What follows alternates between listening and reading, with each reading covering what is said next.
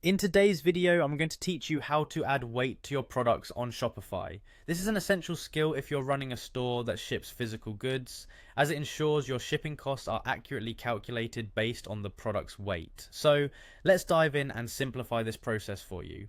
First, you'll want to navigate to your Shopify admin dashboard. This is the main hub where you'll manage your products, check orders, and adjust store settings. Once there, locate and click on Products from the left-hand menu. This will direct you to a page displaying all the items in your store. It's your inventory command center, keeping track of everything you sell. Now, from your list of products, select the specific product you wish to add weight to. You can do this simply by scrolling through your list or using the search bar for a quicker find.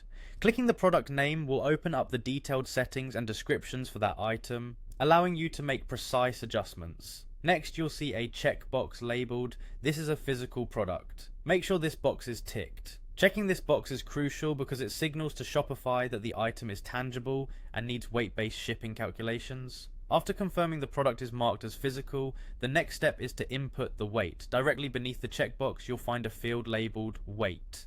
Enter the product's weight here. Be sure to enter the correct weight to avoid discrepancies in shipping charges. Remember, accuracy is key.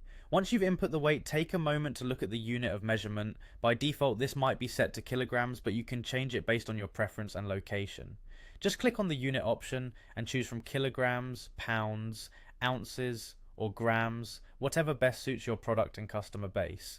With the weight and unit entered, you're nearly at the finish line. All that's left is to click Save. This button is usually located at the top right corner of your screen. It's a crucial step as it ensures all the adjustments you've made are locked in and active on your store. And there you have it, you've successfully added weight to your product in Shopify. This process not only helps in maintaining inventory accuracy, but also streamlines the shipping procedure, making your business efficient and customer friendly.